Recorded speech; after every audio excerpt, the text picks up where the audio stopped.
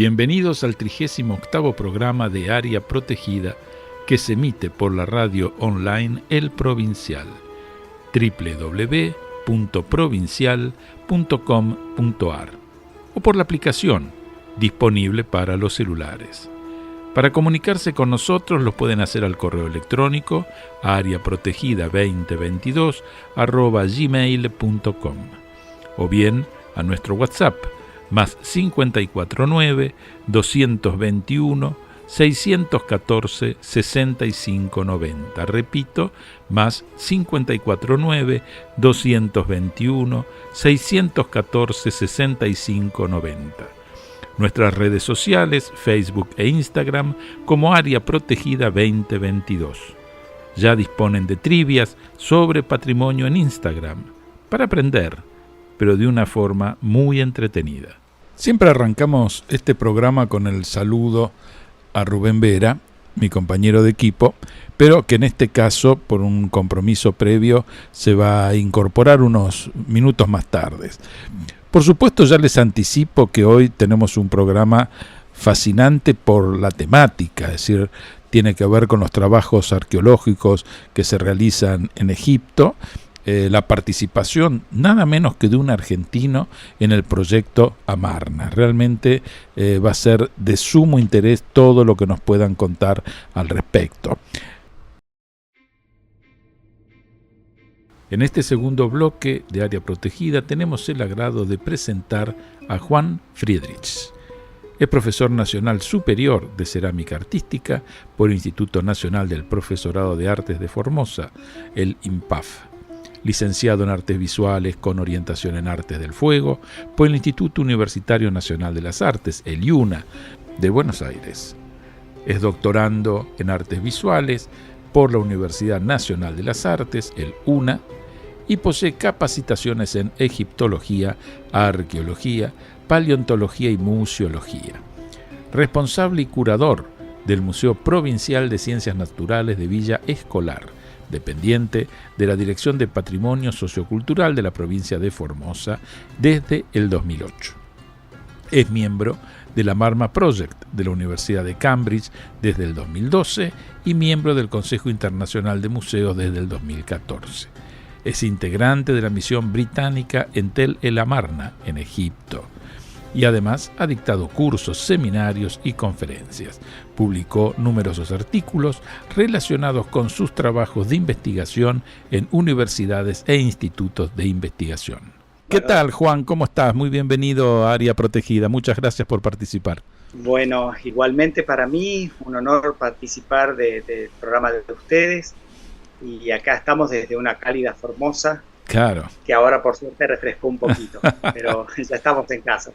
Yo te puedo decir que realmente es algo fascinante, ¿no? Es decir, cuando yo me entero de tu trabajo como egiptólogo, es decir, me parece algo que, y a mucha gente, si a cualquiera que vos le comentás, tiene una fascinación Egipto tan grande, y la ventaja, yo digo, afortunada que has tenido de poder trabajar con un egiptólogo tan reconocido como Barry Kemp de la Universidad de Cambridge, realmente es genial. ¿Por qué no nos contás un poquito todo este proyecto que haces en el Amarna, si de hace tantos años, ¿no? Pues ya hace unos cuantos años que tenés la suerte de poder trabajar ahí. Bueno, la verdad que bien lo decís, ¿no es cierto? Algo impensado hace muchos años atrás. Yo comencé hace más de 20 años yendo a Egipto, donde las primeras veces que fui con otro proyecto, un proyecto argentino a trabajar. Posteriormente me desvinculo de ese proyecto, pero continúo yendo y me vinculo a otro proyecto español, que trabajé 3 campañas también con ellos, y posteriormente me avisa un grupo de amigos que, sabiendo que yo soy fanático de Amarna, que había una escuela de campo, digamos una convocatoria a una escuela de campo, la cual me anoté y bueno, me seleccionaron, participé de este trabajo y posteriormente quedé en el grupo. Esto fue en el año 2012, claro, en octubre, y ahora este año en Amarna celebramos los 10 años de mi permanencia con ellos en el equipo. Claro. Así que, como bien decís, ya hace varios años que estoy en el Amarna Project, ¿no? Que Seguro. es un trabajo muy importante, del cual yo lo seguí siempre, porque, bueno, todos los que estudiamos egiptología atravesamos los saberes de Barry Kemp, ¿no es cierto? Claro. Porque él es un profesor que tiene mucha publicación y, bueno, y sus escritos no pierden vigencia, Claro. al contrario. Claro. Entonces, todos los que estudiamos egiptología en algún punto o tomamos algún libro de él, el más famoso es Anatomía de una civilización, o algún artículo o algo que venga a nuestras manos, ¿no? Claro. Bueno, para mí, ya te vuelvo a decir, era un sueño poder estar ahí. Yo siempre dije, bueno, acá había gente que me decía, Juan, algún día vos vas a trabajar en Amarna, y yo les decía que no, que Amarna era para los mejores, ¿no? Claro. Y qué iba a hacer yo en Amarna. Pero bueno, me sumé al grupo y yo tengo formación artística. Exacto. Dibujaba muy bien los planos, aparte de ser metódico con el procedimiento de excavación y todo lo que ellos nos enseñaban en la escuela de campo, ¿no? Claro. Digamos, esto lo cumplía muy bien, pero aparte, al final del trabajo había que dibujar los planos. Claro. Y bueno, en ese momento ya el profesor Kemp vio las facultades que yo tenía para el trabajo y me dijo que, bueno, que yo tenía una condición natural para el dibujo y me pidió que haga otros planos que no eran los míos, ¿no? Y bueno, esto ya me dio a mí una llave como para decir, bueno, acá hay un interés, el cual vamos a ver si en el futuro puedo regresar a trabajar con el grupo. Y así fue. Claro. Cuando vine para acá, para Formosa, al tiempo él me mandó el informe, que habrán, por supuesto, yo calculo que habrá mandado a todo el mundo, y a todos los que participamos, ¿no? Y sobre esa respuesta, sobre ese mail, yo le envío una pregunta diciendo si puedo participar con ellos, y me mandó los papeles que en ese momento se hacían así, ahora es diferente, para que yo complete, y son los papeles que se presentan al servicio de antigüedades por cada uno, ¿no? Claro. Así que bueno, esa fue mi entrada a la Amarna Project. Yo le quería comentar a los oyentes que Amarna es una ciudad, es toda una ciudad, a unos 600 kilómetros aproximadamente del Cairo. En su momento fue muy bien pensada porque está como en el medio, como un medio geográfico interesante de lo que era Egipto, a medio camino entre Tebas y Memphis. Y de alguna manera la figura de Akenatón como faraón y su esposa Nefertiti fue clave. Estamos hablando de aproximadamente siglo XIV a.C., con toda una revolución. Es decir, fueron unas dinastías dentro del Imperio Nuevo, realmente muy importante, entre otras cosas porque se ponderó una suerte de monoteísmo, justamente con la figura de Atón. Y esto realmente implicó un cambio cultural muy grande, que quizás también, y esto nos lo va a decir Juan, implicó algo de que esta ciudad haya después sido abandonada, porque realmente era fabuloso. Es decir, lo poco que yo conozco, a partir de documentales y demás, realmente era un emplazamiento excepcional, con unos templos, unos jardines, casi 50.000 habitantes, si no estoy equivocado, y realmente de una jerarquía excepcional. Decime, Juan, digamos, desde la perspectiva tuya, ¿cómo es esto? Sí, bueno, el emplazamiento de lo que hoy se conoce como Amarna, en realidad en su origen fue una ciudad dedicada al culto de un solo dios, que era el dios Atón. Claro. Esto es en contrapartida, digamos, al dios Amón, que era la divinidad Amón-Ra, que era la divinidad principal del culto, que se tenía el culto en Tebas, en la ciudad de Tebas, que era la capital religiosa. Cuando vos bien mencionaste hoy Memphis, que era la capital administrativa, estaría en el norte, más próxima al Cairo hoy en día, ¿no? Claro. Bueno, Akenatón es una persona que sube al trono después de su padre, que tiene un reinado magnífico, que es Amenhotep III, Y las primeras manifestaciones que tenemos de este nuevo soberano es las representaciones en forma tradicional. Pero a partir del final del año cuarto de reinado, y se da bien en el quinto, hay una serie de cambios radicales que tienen que ver con la iconografía que lo representaba a él y a sus allegados, y también el cambio de nombre, claro. ¿sí? Y la aparición de esta nueva divinidad que es el Atón. Si bien decimos nueva, el Atón era una divinidad antigua, pero que él la ayorna de una manera y claro. La pone a la cabeza de todos los dioses. O sea, si bien podríamos decir hoy en día que es un experimento de único Dios, en realidad no es una figura monoteísta en exclusividad, sino claro. más bien lo que los estudiosos llaman enoteísmo, que es elegir entre varios dioses a uno como el principal. Claro. ¿Sí? Sí. Porque igual en la ciudad de Amarna después se sabe, hoy en día se excava de que habían otros cultos domésticos, a otras divinidades. Claro. O sea, no estaba prohibidísimo el culto a otras divinidades, pero bueno, las estelas de frontera, que son los documentos que hace tallar en la roca Akenatón en el momento de la fundación de la ciudad, y después otras más cuando esto se amplía, dicen que este lugar no era antiguamente de ningún otro dios, y que está dedicado en exclusividad al culto del dios Atón. La representación, Juan, es la del sol con los rayos, ¿no es cierto? Es decir, con la prolongación. O sea, si buscamos cómo era la divinidad, sí. no es una divinidad antropomorfa, o sea, claro. con rasgos humanos. Al principio sí, era como un cabeza de halcón, pero después claro. esto se cambia y queda en exclusividad el disco del sol con los rayos que terminan en manos. Claro. Y estas manos en un principio interactúan porque dan algunos atributos al rey y a la reina, y mientras el rey y la reina, digamos, le dan las ofrendas de alimentos, claro. ¿no? O algunas otras perfumes, flores, algún otro tipo de ofrendas, ¿no?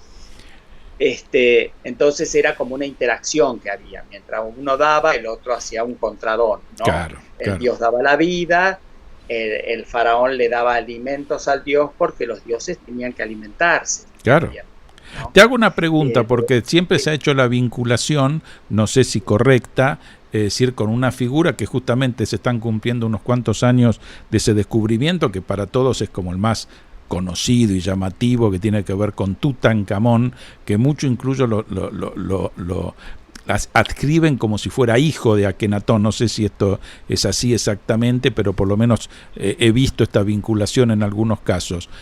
¿Y ya cuántos años hace de ese descubrimiento?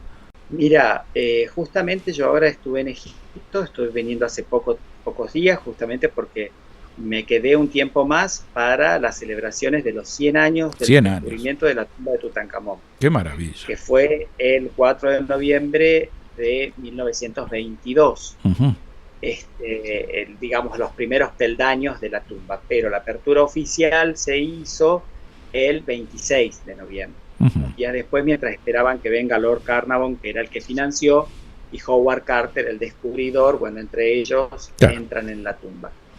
Tutankamón, hoy en día, participé de varios congresos ahora que se hicieron, justamente por esta fecha, y hay algunos que dicen que no, que es hijo de Amenhotep III. Bueno, hay muchísimas teorías, pero yo te voy a decir lo que yo hasta el momento me inclino, porque hay más evidencia empírica, ¿cierto? Hay textos, si bien no dicen exactamente que son hijos de Akenatón, es en un contexto de monumentos de Akenatón que aparecen estos relieves. Entonces, bueno, los adjudicamos a que Tutanhatón, que así fue su nombre al principio, era hijo del rey Akenatón, que por supuesto después de su reinado vuelven a tomar el poder los sacerdotes del Amón, y queda como proscripto este faraón, tal es así que se lo borra de las listas oficiales con las dinastías posteriores. O sea, los ramésidas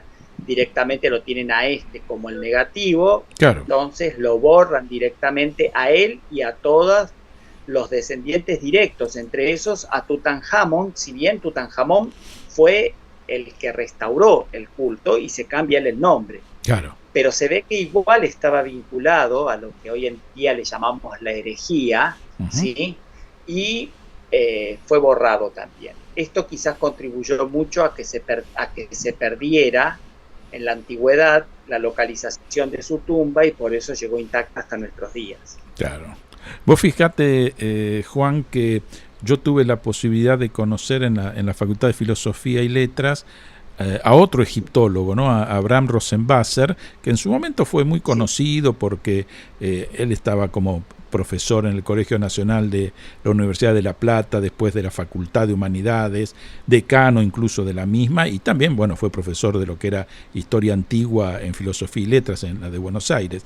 Y él participa, invitado por UNESCO junto con Jean Bercouter, en una misión arqueológica que fue franco-argentina, en el momento que se estaba por hacer la nueva represa de Asuán. Seguramente los oyentes recordarán que se tuvo que inundar, entonces tuvo que haber todo un corrimiento de lo que era el templo de Ramsés II. Realmente es interesante porque parte de lo que se excavó en el sitio de Aqsa, en Sudán, el gobierno de Sudán después lo donó a nuestro gobierno, y hay objetos que correspondían a la Argentina que se encuentran exhibidos en esta sala de egiptología que tiene el Museo de Ciencias Naturales de La Plata. Es decir, que esta corriente del amor por la cultura egipcia en nuestro país tiene larga data y con hitos muy importantes, ¿no? Es decir, lo que hizo en su momento Rosenwasser y esto que estás haciendo vos con todo este equipo de Barry Kemp, que realmente es excepcional, ¿no? Es decir, realmente extraordinario, y no puedo dejar de felicitarte y a su vez integrar a la charla a Rubén Vera, que tuvo un pequeño compromiso y recién se está integrando. ¿Cómo estás, Rubén? ¿Qué tal, Rodolfo? ¿Qué tal, Juan? Hoy estoy culposo 100%. Bueno, menos mal, Juan, porque la verdad que, bueno, yo entro un poco ya empezada la conversación y bueno, quería manifestarte, por supuesto, el agradecimiento, pero también como dice Rodolfo, el interés de estos temas en nuestro país viene de muchos años, y bueno, el mío en particular me interesa porque, bueno, es un tema que me apasiona, y tengo que reconocer también mi profunda ignorancia sobre este tema, ¿no? Porque uno, de pronto, si bien yo doy algo de arquitectura, cuando doy historia del arte, doy arquitectura egipcia, pero yo les digo a mis alumnos que es una falta absoluta de respeto y casi de responsabilidad dar en tan pocos minutos hacer un barrido de una cultura que tiene más de 3.000 años, ¿no?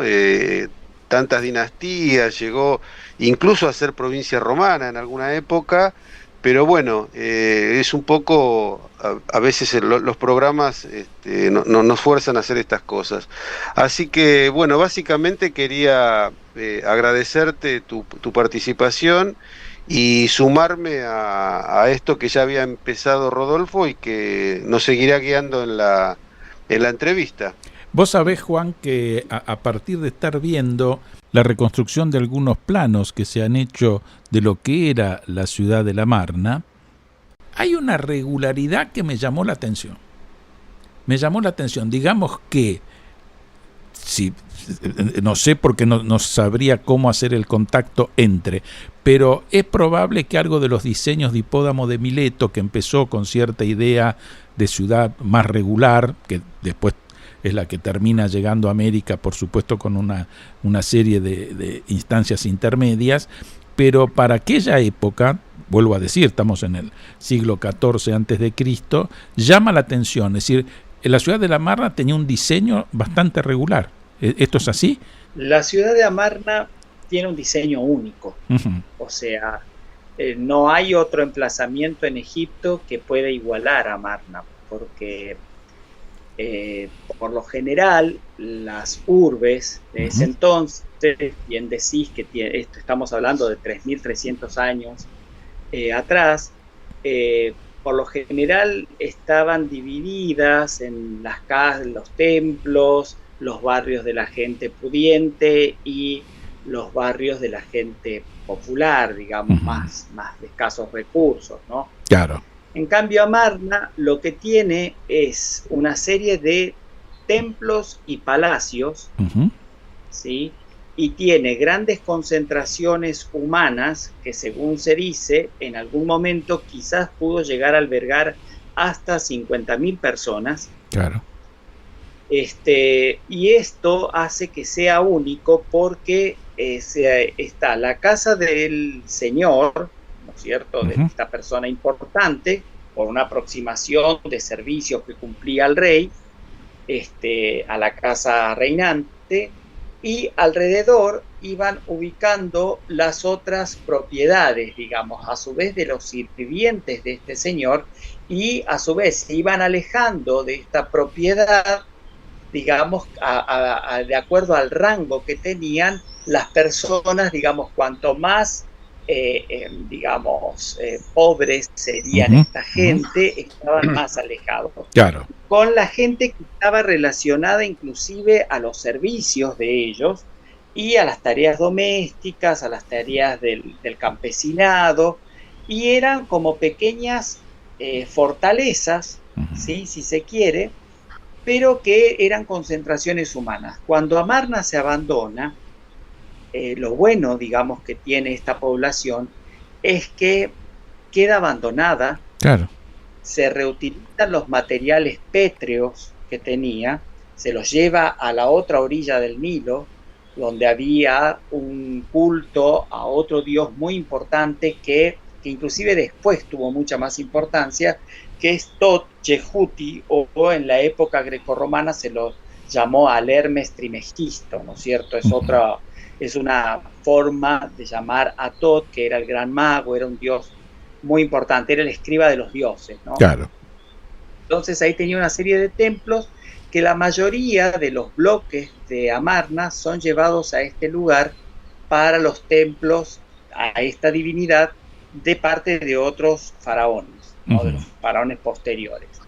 Esto queda abandonado y cubierto por las arenas, claro, del desierto. Eso lo protegió por siglos, fue una bendición en un punto.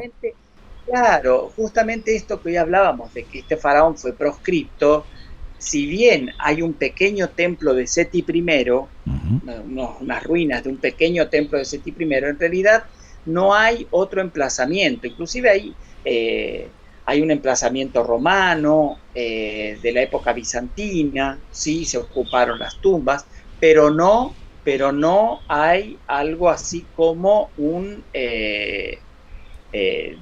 asentamiento urbano gigantesco, como puede ocurrir en Memphis, como puede ocurrir en Tebas, claro, como puede ocurrir en Elefantina, en el sur, digamos que son lugares superpoblados durante todas las dinastías, ¿no? Claro. Entonces esto es muy interesante, pero también hace una mezcolanza que uno va a estudiar un periodo y te encontrás con otras cosas, ¿no? En cambio, claro, en Amarna, por suerte, vas y estudias Amarna y es Amarna. Claro, y es homogéneo.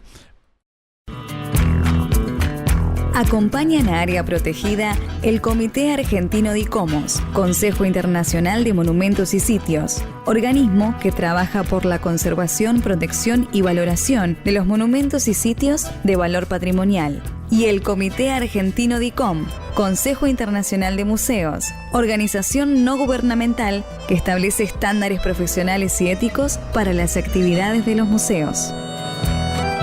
CICOP, Centro Internacional para la Conservación del Patrimonio, organización no gubernamental que desde hace 30 años trabaja en pos del conocimiento y conservación del patrimonio cultural.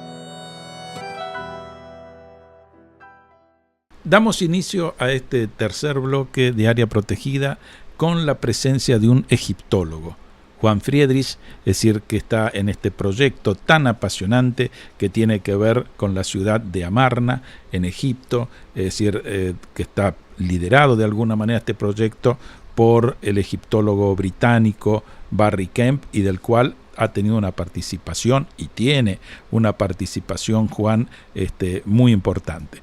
Contanos algunos detalles más de esto que realmente despertás no solo por un lado un entusiasmo, sino una envidia, porque nos encantaría a todos nosotros poder participar de un proyecto de esta magnitud.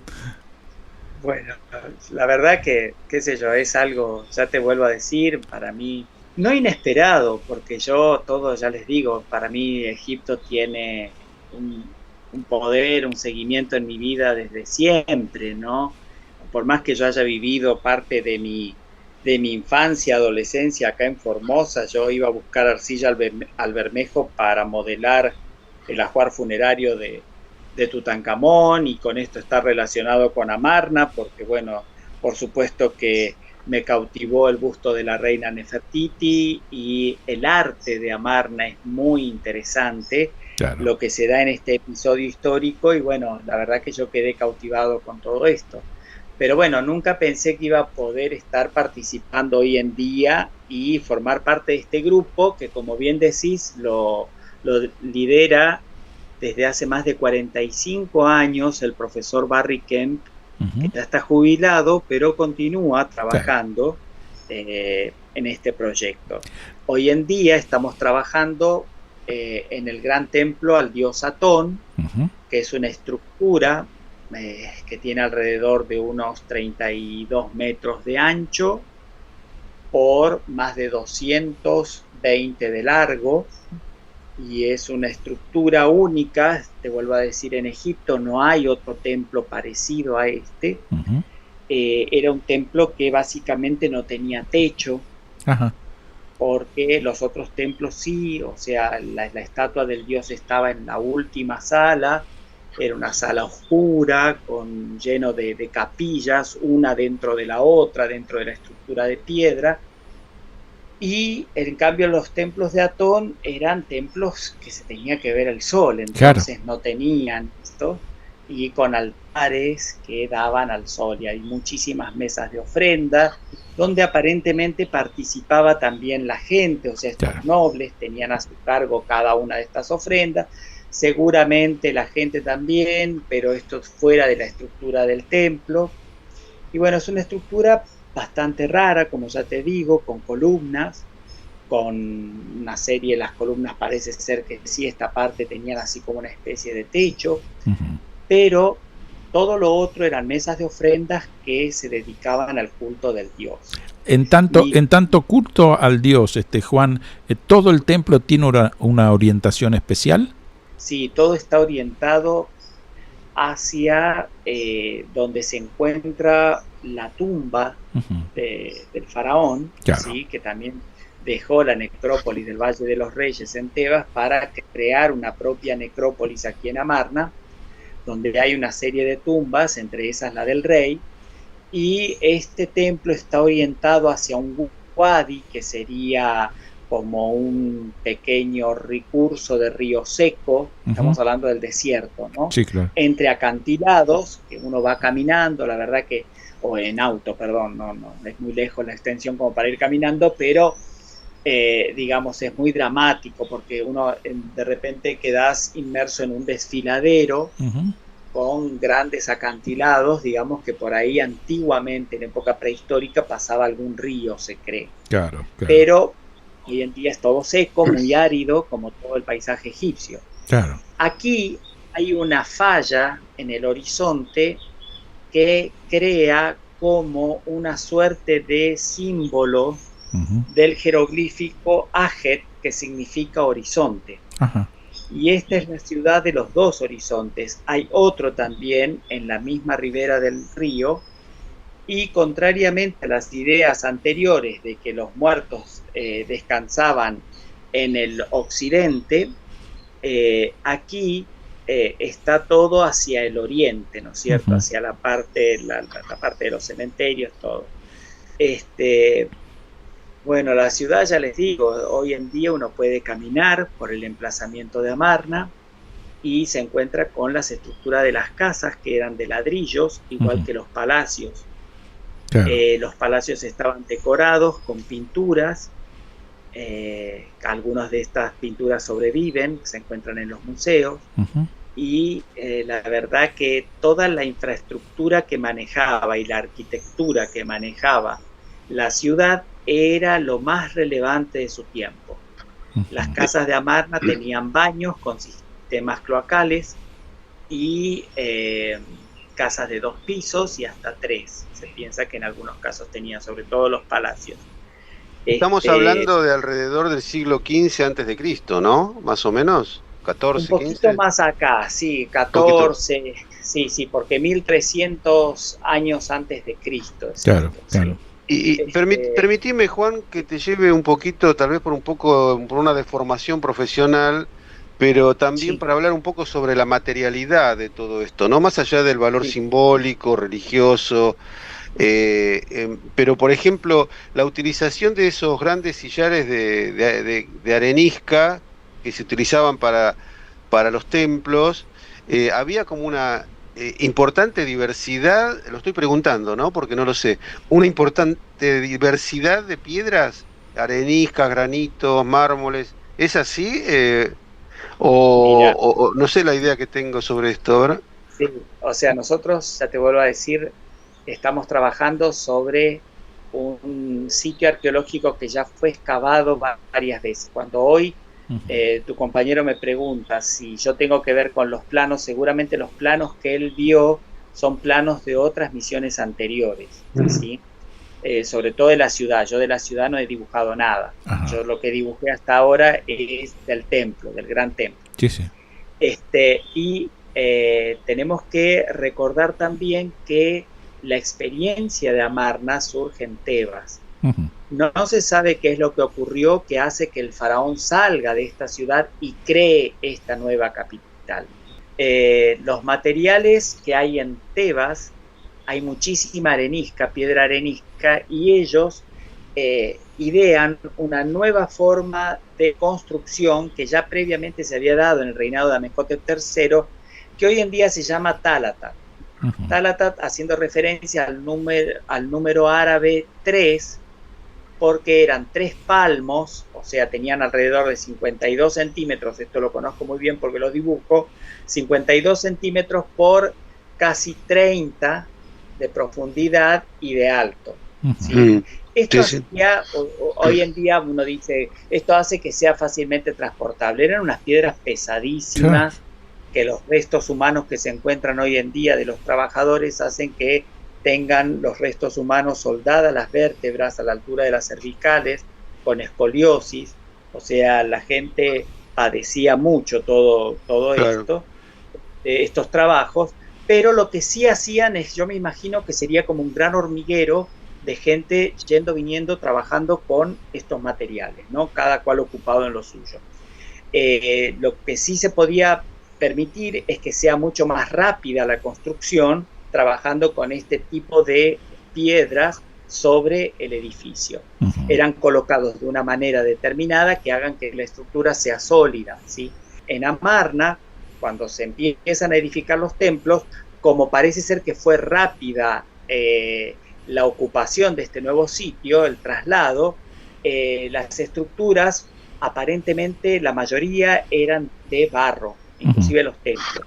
Pero a partir del año 8, se sabe, y el año 12 más todavía, estas estructuras, sobre todo los templos, fueron cambiados lo que era antes de barro por piedra caliza. Acá ya tenemos piedra. Y lo que hay muchísimo son adornos dentro de esta arquitectura con otras piedras, cantidades diferentes de piedras hermosas, entre las que podemos contar granito rojo, que era traído de Asuán, cuarcita roja y amarilla, que era traída del norte, de las canteras cerca de Cairo. En la propia Amarna hay una cantera de piedra alabastro, que sería como un mármol travertino, ¿sí? Pero es otra piedra igual, ¿no? Claro. El alabastro, que están las canteras de Hadnub, que hay testimonios de la época de Keops ahí. O sea, que se extraía piedra, ¿no? Hoy en día desde arriba, desde un dron, por ejemplo, se puede ver que es como un gran cráter que ya dejaron desde la extracción de piedra que hay desde la antigüedad. Claro. Bueno, alabastro y también granodiorita, granitos oscuros, digamos, otros tipos de piedra que se empleaban inclusive en incrustaciones, ¿no? Claro. Se trabajaban, por ejemplo, rostros y se incrustaban dentro de la piedra caliza, lo que en inglés se llama inlay, ¿no es cierto?, como incrustaciones. Y también no hay que dejar de nombrar al vidrio, porque en esa época el vidrio era un elemento muy caro. Recién, digamos, habían pocas experiencias con vidrio, los vidrios eran opacos. Vemos en la máscara de Tutankamón, por ejemplo, claro, que hay tiras de vidrio azul, pero también era considerado como algo muy, muy relevante, muy caro, ¿no? Entonces se le podía dar forma y se tallaba. Bueno. Digo que vos fijate, Juan, que es interesante porque has tenido la posibilidad de trabajar en un lugar que evidentemente fue una revolución en todo sentido, ¿no? Es una revolución de tipo urbana, como emplazamiento, en lo ideológico, en lo religioso, en la construcción, digamos, fue un caso diferente al resto de Egipto, que yo, sobre todo con Rubén, que trabajamos lo patrimonial, siempre nos llama la atención, digo, porque en una época, como fue la antigüedad, que se reconocían las 7 maravillas del mundo y demás, de la cual queda una sola, ¿no? Sí, que es la pirámide de Keops, es decir, todo lo demás desapareció, es decir, de ahí que también esa importancia que tiene, digamos, el mundo egipcio para la actualidad, y la ventaja de poder contar con este yacimiento que por esta instancia de haber sido abandonado, tapado por la arena, permite una reconstrucción y un conocimiento que quizás de otras cosas, porque fíjate que todavía seguimos planteando hipótesis de la construcción de las pirámides, de aquello, del otro, es decir, que con explicaciones de todo tipo, se hizo participar hasta los extraterrestres, de todo, es decir, pero acá me parece que es más empírica, si la posibilidad es más concreta de ver exactamente dónde sacaron los materiales, cómo se hizo, es fantástico.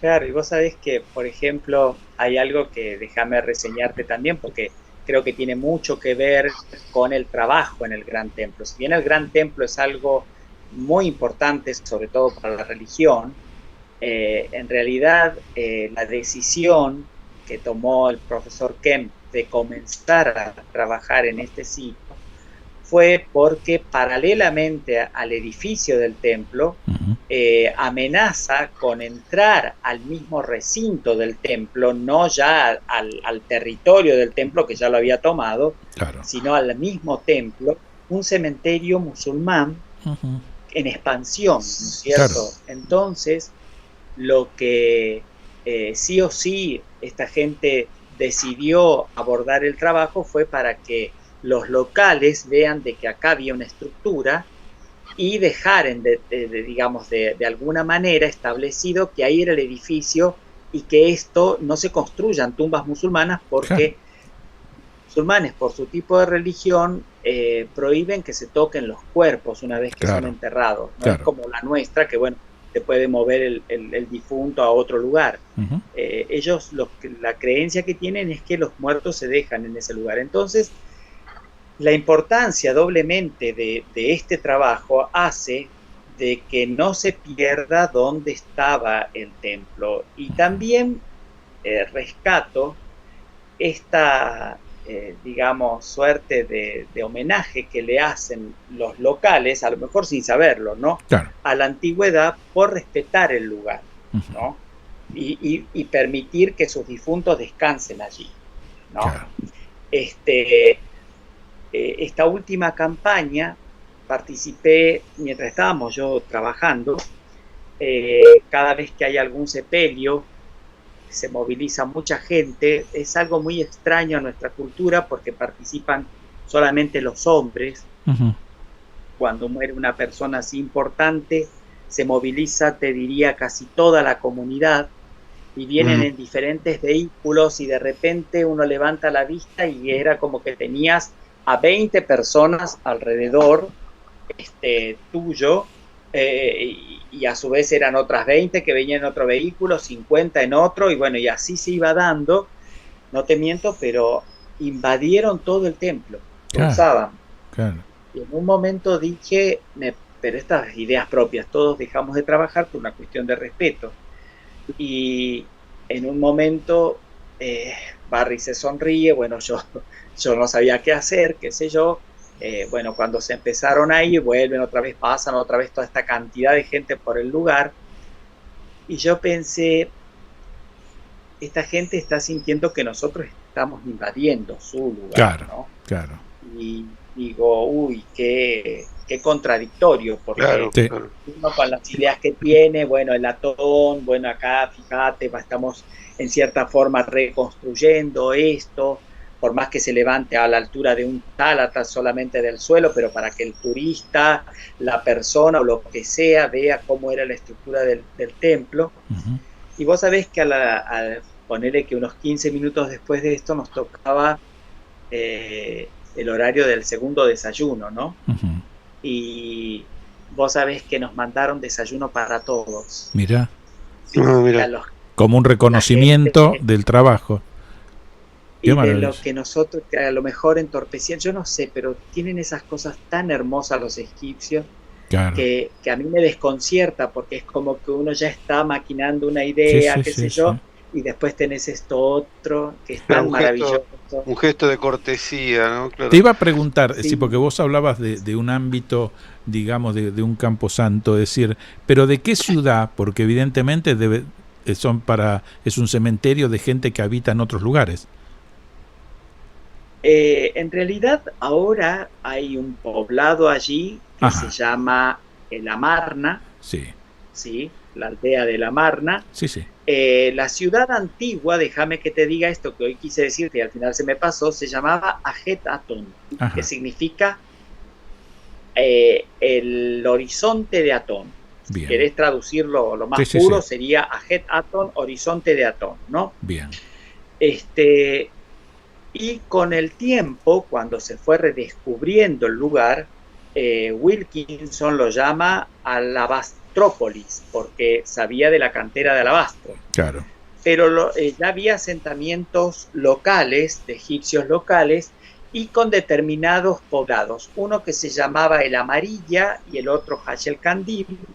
Y hoy en día nosotros, la casa de la expedición queda cerca de Hach el Kandil, que es otra localidad, y más o menos, te estoy hablando de unos, ponele 4 kilómetros, está el templo, y 1 kilómetro más está el poblado de El Amarna. Bien. Si cruzás el río, también hay otro poblado que se llama El Amarna, y todos estos vienen a ser enterrados en este lugar, Entiendo. porque tienen sus antepasados enterrados allí. Sí, sí, sí, claro, claro. Entonces es como una cuestión de tradición, ¿no? Bien.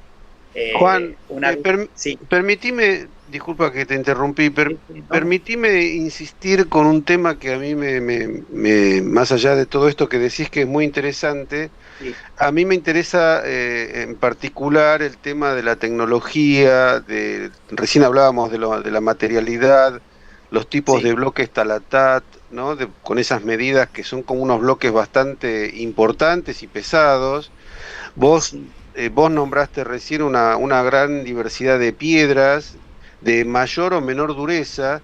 A mí siempre me llamó la atención el tipo de herramientas que utilizaban para poder darle formas o trabajar estas piedras, ¿no? Porque yo tengo un viejo recuerdo, alguna vez fui a Florencia y atrás del Duomo está el museo que es el Museo del Duomo, y uno mira las herramientas tan rudimentarias con las que se trabajó, y estamos hablando del Renacimiento o del Medioevo, ponele, y esto fueron 2000 años antes. Entonces, la pregunta mía es, ¿con qué tipo de herramienta podían tallar y manipular todas estas piedras de tanta dureza?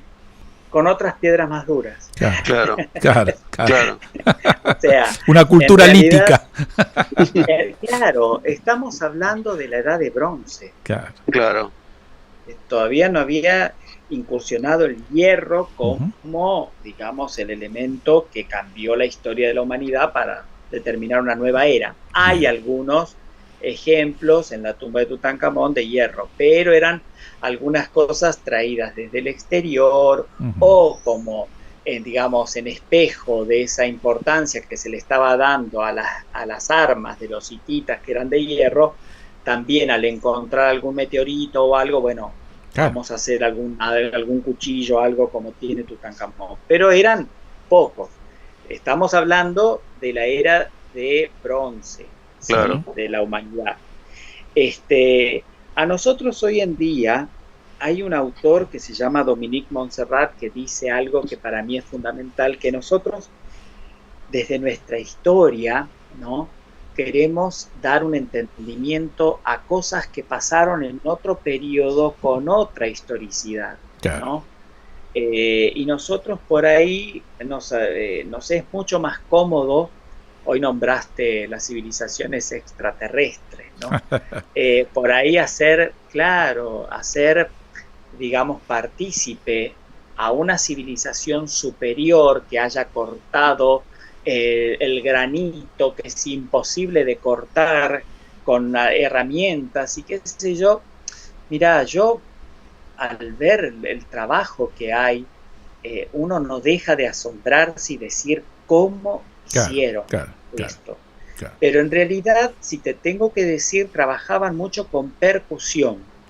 Claro. Con determinados martillos, sí, tools en inglés, ¿no? Iban golpeando con arena e iban sacando pequeñas superficies de esa otra piedra tan dura. Estos martillos eran a su vez con una piedra más dura que esa con la que estaban tallando. Entonces, esos pequeños golpecitos, y después, por ejemplo, en el caso de las esculturas, en Amarna, durante el periodo de Amarna se da algo muy interesante, que es hacer esculturas compuestas con diferentes rocas, diferentes partes de ese cuerpo, ¿no? En caliza, por ejemplo, toda la parte de vestimentas, y en piedras más duras, como por ejemplo la cuarcita, se hacían los rostros, las manos, los pies. Y se encuentran por ahí en los talleres, los diversos talleres de escultores, se encuentran estas partes, ¿no? Algunas más acabadas que otras, y otras en proceso de tallado, y estas son muy interesantes. Claro. La gente por ahí te dice, hay Nefertitis que son horribles, solamente se recuerda a la hermosa. No es que sea horrible, retrataban a una persona que por su estructura de rostro se ve que era una persona bella. Lo que pasa es que estos trabajos que son menos bellos es porque están en proceso. Claro. ¿Sí? Entonces, y lo que yo puedo llegar a ver es de que hay una serie de martillos, ya te vuelvo a decir, de piedras muy duras que se trabajaban con arena y se iba tallando. Esto para hacer estos trabajos tan específicos. Claro. En el caso de los tálatas, por ejemplo, se ve que se trabajaba con cinceles seguramente de algún metal, ¿sí? Eran de metal seguro. No sé si eran de cobre o de bronce, pero de metal seguro. Y se trabajaban con martillos de piedra para ir, digamos, dándole la forma. Claro. Pero encontramos un tálatas, justamente la parte de un tálatas, que está tan bien tallado, que la verdad que Barry tomó muchos apuntes, pero me dijo, vamos a dejarlo acá en el lugar donde se encontró, qué sé yo, en el futuro se tapó después, porque la altura del templo que se está dejando para el visitante es más o menos 1 metro arriba de lo que yo estoy trabajando con el dibujo de los planos, ¿no? Y todo eso se cubre, y hay un grupo de albañiles que están haciendo toda esa parte que falta de piedras, y arriba se coloca una piedra de caliza que se compra en las canteras de Tura hoy en día, una piedra moderna para simular esa piedra. Exacto. Sí. Juan, estamos ya casi al final, ha sido realmente emocionante todo lo que nos contaste, realmente genial, pero entiendo que en un apasionado como vos, seguramente dichoso de todo lo hecho, es decir, lo afortunado que has sido en todo lo que has podido hacer, pero entiendo que todavía tenés montones de proyectos y de planes a futuro. ¿Cuáles serán tus próximos pasos? Es decir, ¿qué prevés, digamos, en estas incursiones que ya son anuales prácticamente? Y sí, o sea, yo la verdad que tengo una frecuencia bastante asidua a Egipto. Últimamente estoy haciendo 2 campañas, pero este año ya desistí de una. Voy a viajar solamente en septiembre Claro. porque por una cuestión económica, ¿no es cierto?, también me afecta, y si bien yo tengo una gran ayuda de acá, yo trabajo en el Museo Provincial de Ciencias Naturales de acá de Villa Escolar, de la provincia de Formosa, Claro. y desde la Dirección de Patrimonio me ayudan muchísimo porque me dan una licencia para que yo pueda ir a tomar estas capacitaciones también, ¿no? Claro. Que así lo llamamos. Pero en realidad todo sale de mi bolsillo, entonces es como a veces cuando hacemos 2 campañas, el Amarna Project me suele dar uno de los pasajes. Claro. Pero bueno, todo lo otro corre por mi cuenta, entonces Claro. cuando no es también el pasaje. Sí. Entonces ahora ya dije, bueno, vamos a ver si hacemos una campaña. Y lo próximo a futuro, qué sé yo, es planificar el regreso, el trabajo. Siempre que trabajamos pensamos que a lo mejor es la última campaña, ¿sabes? Claro. Porque siempre hay muchos, como yo digo, hay que aspectar muchísimos planetas para que se dé todo. Sí. Y yo tuve la suerte de por ahí trabajar bastante, y en la época de pandemia me quedé varado en Egipto. Ah, mira. Y esto tiene una parte negativa porque, bueno, no pude volver con la incertidumbre que vivían todos. También estuve encerrado Claro. en un lugar maravilloso, donde yo sabía que estaban ahí los monumentos en Luxor, pero estaba alejado a su vez, ¿no? Sí. Claro. Y no sabía cuándo iba a terminar todo esto tampoco. Estuve 5 meses en la casa de unos amigos en Luxor, en un lugar hermoso, una casa con jardín precioso, pero bueno, encerrado también, Claro, ¿no? claro. Y con miedo, como teníamos todo. Como todo. Y después también, sabés que yo, digamos, a favor tengo mi pasión, Claro. pero en contra tengo por ahí que estoy trabajando en una misión extranjera. Seguro. Sí. Seguro. Pero bueno. Pero son extranjeras, pero son como internacionales, digamos, y eso está muy bueno. Sí, o sea, al contrario, eso la prestigia. Eso la prestigia. En realidad, la Universidad de Cambridge es la institución que respalda el proyecto Amarna, Claro. pero en realidad hay más gente de Alemania, Por ejemplo, ahí está. que de Inglaterra, ¿no es cierto? Sí, por eso digo, son internacionales, es decir, ya. Dentro del equipo de trabajo te digo que es un grupo que sería lo mejor que Claro. puede haber en ese campo, ¿no? Genial. Se aprende, yo no te puedo explicar No, cuánto, claro. y las cosas que uno puede hacer. Yo me hice la licenciatura en el IUNA y ahora estoy haciendo Ahora el doctorado en la UNA, lento, pero lo estoy haciendo. Está muy bien. Y estoy trabajando una pared y mi tema es la documentación, ¿no? Claro. Y para esto me está ayudando una persona que se llama Paul Doherty, que es, digamos, uno de los representantes más impresionantes que pueden haber de una técnica de trabajo que se llama fotogrametría. Ajá. Que quizás hoy en día sea en documentación lo más preciso que hay. Claro. Y bueno, para mí es un honor. Un honor muy grande. ¿Qué te parece? Voy a ayudar y bueno, y tengo más de 5.000 fotos de la pared de Qué maravilla. que estoy estudiando y bueno. Así que, qué sé yo, es como que se integran las actividades, se hace multidisciplinar el proyecto y tengo a su vez algunos proyectos propios como claro. de la tesis, u otro que estoy tratando de componer una estela rota que en el momento cuando volví a trabajar a Amarna después de estar los 5 meses por la pandemia, dieron permisos para trabajar, pero con materiales del almacén, claro, que está a la par de la casa, no en trabajo de campo, ¿no es cierto?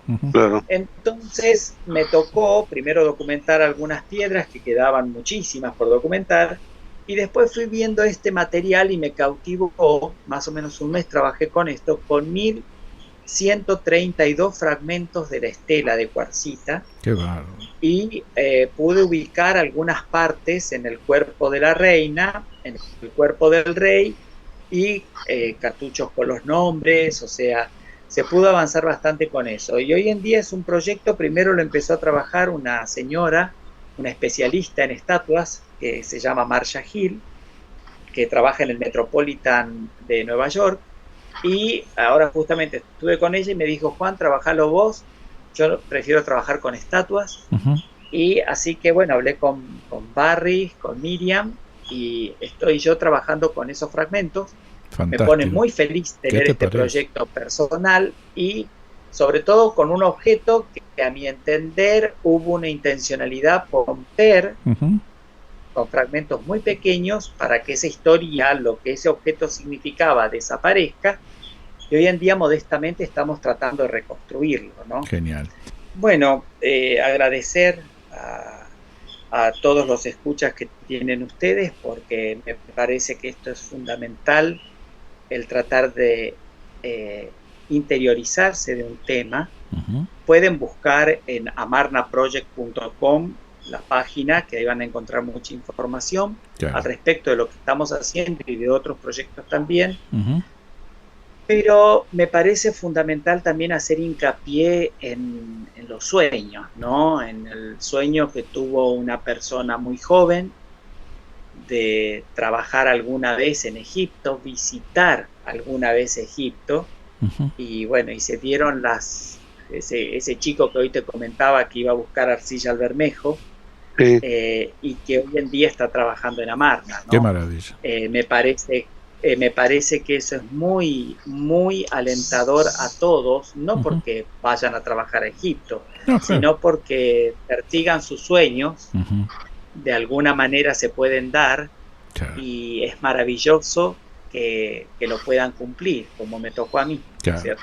Bueno, Juan, yo te quiero mandar un abrazo muy grande, agradecerte infinitamente este tiempo, ha sido hermosa esta charla y todo lo que nos has ilustrado, así que bueno, muy muy agradecido. Juan, te mando un fuerte abrazo también y todo el agradecimiento, fue maravilloso haberte escuchado y ojalá podamos encontrarnos en un próximo programa. Porque ahora cuando termine esto seguramente voy a pensar, ay, ¿por qué no dije esto? ¿Por qué no dije aquello? Suele pasar. Gracias al profesor Barry Kemp, ¿no es cierto?, a las autoridades acá de Formosa que me permiten realizar esto, a mi hermano José que trabaja conmigo en el museo. Muy bien. Bueno, muchas gracias a ustedes, ¿no es cierto?, les vuelvo a decir, por interiorizarse de estos temas, ¿no?